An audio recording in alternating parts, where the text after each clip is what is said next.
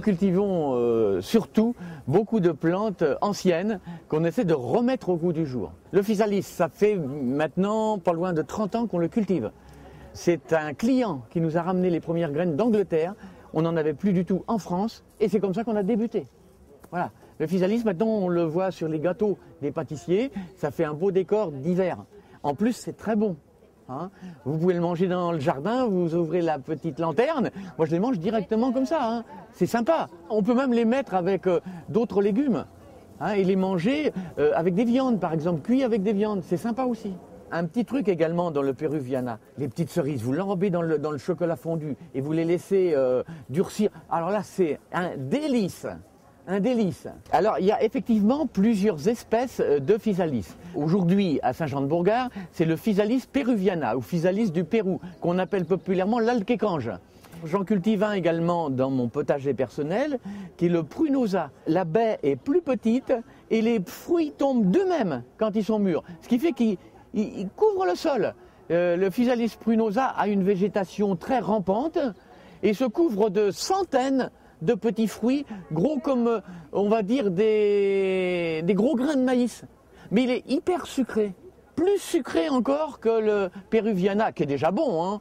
Mais celui à petite végétation est très très sucré. Et notamment, je sais que les Anglais l'affectionnent en confiture. Alors le Péruviana, on le multiplie par exemple de semis. On peut également le multiplier de boutures. Si on en veut beaucoup, on le multiplie de semis, bien entendu. Et on le plante au jardin quand les dernières gelées sont terminées. Si on a le bonheur d'avoir une petite serre ou une véranda où il ne gèle pas, à l'automne on arrache son pied, on peut le remettre en pot et puis on le garde pour l'année suivante. Parce qu'il est vivace mais pas rustique dans nos régions. Alors généralement les physalis sont plantés au jardin après les dernières gelées de printemps, c'est-à-dire fin d'avril, début de mai, et la récolte commence courant d'août et tout l'automne. Les premières gelées d'automne n'ont pas une grande incidence, même si elles grillent le feuillage, les fruits restent tout à fait comestibles. Alors en général, on les espace d'au moins 60 cm parce que ça fait vraiment une touffe.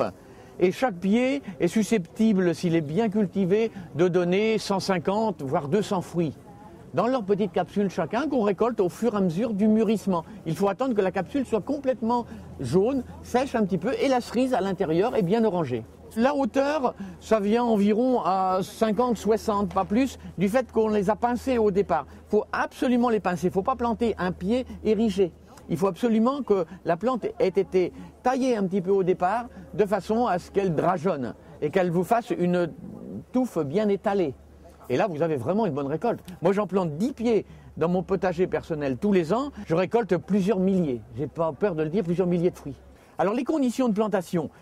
Donc, comme c'est une plante qui est originaire du Mexique, plein soleil. Ce qui ne veut pas dire qu'il ne faut pas l'arroser quand même.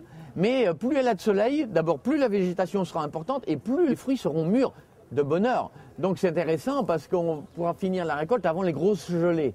Mais on peut très bien cultiver un physalis sur son balcon, sans problème, du moment qu'on a un balcon au soleil. C'est une plante qui n'est pas très exigeante, parce qu'à ma connaissance, je ne connais pas de maladie dessus. Pas de mildiou, pas d'insectes, j'ai jamais vu d'insectes pucerons ni autres venir dessus. Du moment qu'elle a le soleil, de l'eau pour prospérer, elle est contente. Il existe une autre espèce qu'on appelle le tomatillo, qui fait des fruits de la grosseur d'une tomate, de couleur violette quand ils sont mûrs, mais qui n'est pas consommable comme ça. C'est un peu acide, amer, et qui sert à faire une sauce, au Mexique notamment, pour accompagner les viandes. Il existe le physalis pour faire des bouquets secs d'hiver, dont les capsules sont colorées de rouge. C'est magnifique. On peut, d'après certaines revues, manger également la petite cerise, mais moi, je préfère manger le Péruviana. Hein.